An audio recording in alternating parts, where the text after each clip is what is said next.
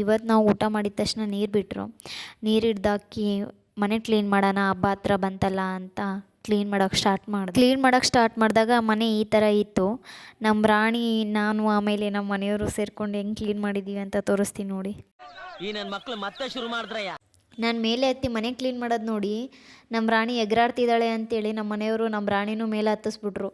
ಅವಳು ಹತ್ತಿದ ಮೇಲೆ ನಂಗೆ ಜಾಗನೇ ಆಗ್ತಾ ಇರಲಿಲ್ಲ ಕೂತ್ಕೊಳ್ಳೋಕ್ಕೆ. ಬಿದ್ದುಬಿಡ್ತೀವೇನೋ ಇಬ್ಬರು ಅಂದ್ಕೊಂಡು ಅದರಲ್ಲೂ ಕೆಲಸ ಮಾಡಿದ್ದೆ. ಕೊನೆಗೆ ಇಳ್ಸೋಕೆ ಹೋಗ್ತಾಯಿದ್ರು ನಮ್ಮ ಮನೆಯವರು. ಇಳಿಯೇ ಅಂತ ಹೇಳಿದ್ರೆ ನನ್ನ ಹತ್ರ ಓಡಿ ಬರ್ತಾವಳೆ. What are you people playing? ಆಟ ಆಡ್ತಾ ಇದ್ದೀರಾ ಎಲ್ಲ ಸೇರ್ಕೊಂಡಲ್ಲಿ? ಏನದು?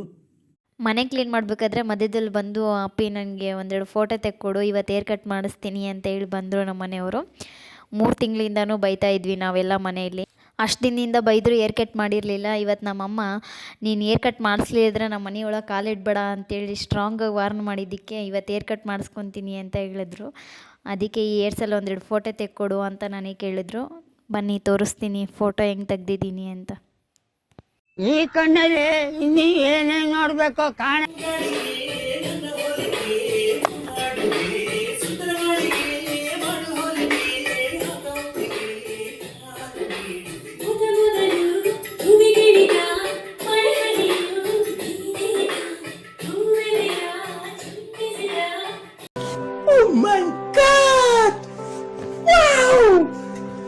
ಇವತ್ತು 2 ರೂಮ್ ಅಷ್ಟೇ clean ಮಾಡೋಕ್ಕಾಗಿದ್ದು.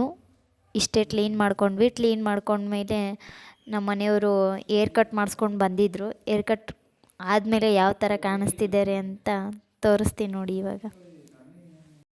A few moments later. ನಾವು ಮಾಡಿರೋ ಕಥೆಗೆ ಹೀರೋ ಹೀರೋಯಿನ್ ಇಲ್ಲ, ಬರೀ ವಿಲನ್ಗಳೇ.